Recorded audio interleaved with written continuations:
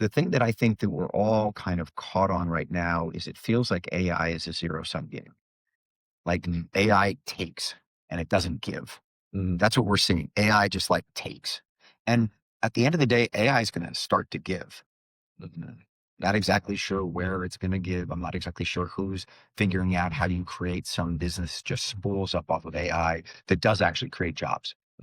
But AI is either going to create new industries or it's going to make all of our lives so simple and easy to make money off of the AI that you got to go on vacation.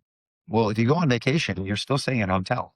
You're still having someone clean that room every day. You're still buying the food in the hotel. You're still going out and playing golf. And there is humans that are needed throughout that supply chain. So then you say, well, yeah, but a student graduate from Chapman doesn't want to go clean rooms at the hotel. Understood. But there's something in that value chain of people spending more time on the golf course that has the opportunity to make money. And that's the challenge right now, because I think we're in this sort of transition period where people can't see the direct opportunity. They don't see the dollars coming back. You see some startup company that has 10 college grads who have created $1 billion enterprise with 10 of them sitting around. You're like, wow, there's no employment there.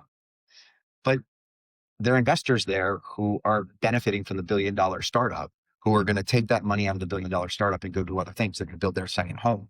They're going to go somewhere. So I think that we're just sitting there saying it's zero sum right now, and it clearly is going to add to the economy. Economic theory would tell you it's going to add to the economy. We just don't know where it's going to be right now.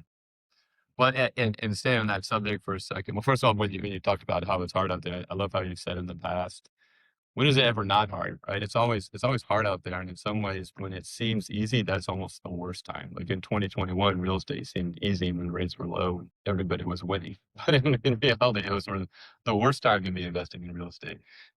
The worst. Yeah. No, but I mean it. And look, you're right on it.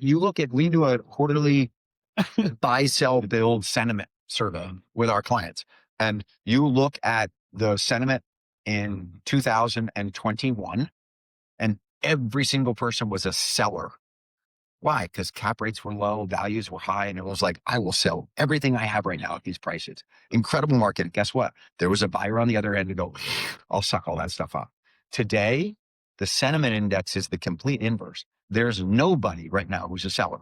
Last survey, end of Q4 of last year, 4% of our survey days said, I am a seller today. Why? Cap rates are too high, values are too low. They don't want to be selling into this market. But there are all these buyers sitting there saying, I'd love to buy. I'd love to buy. Well, guess what? You don't buy because the seller's not going to put it on the market. You want to be a buyer when nobody wants to sell, and you want to be a seller when everybody wants to buy, right? And so, yes, you're exactly right. I mean, believe me, I'm not trying to poke at any of our clients who did big buys in 2021, but that's a tough vintage to have made any money off of right now. Cap rates were too low. Yeah. Leverage was too easy to get. And if you happen to put the wrong capital structure on it, that's an asset that has problems. So, I have a very dear friend of mine down in San Diego named Danny Gabriel, who runs a company called Coleridge, and up in Las Vegas 2 months ago together. And the mood at NMHC was awful. Everybody was walking around hand in hand, so just going, man, this market's terrible and my fundamentals are terrible. And Danny was like, this is the greatest opportunity ever. And Danny's been buying.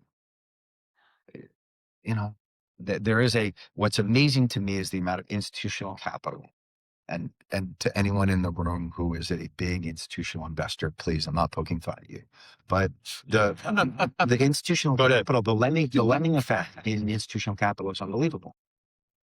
The roadblocks come up on commercial real estate. Everyone's like, I won't look at anything. And all the core capital flows away and there's no capital to do deals and everyone's out. And then all of a sudden it's like, hey, party's on, let's go. Everyone comes flying in. There's more institutional capital than I did to do with.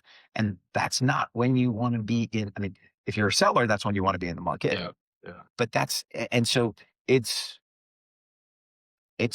right now is not a lot of fun, but there's no doubt there will be huge money to be made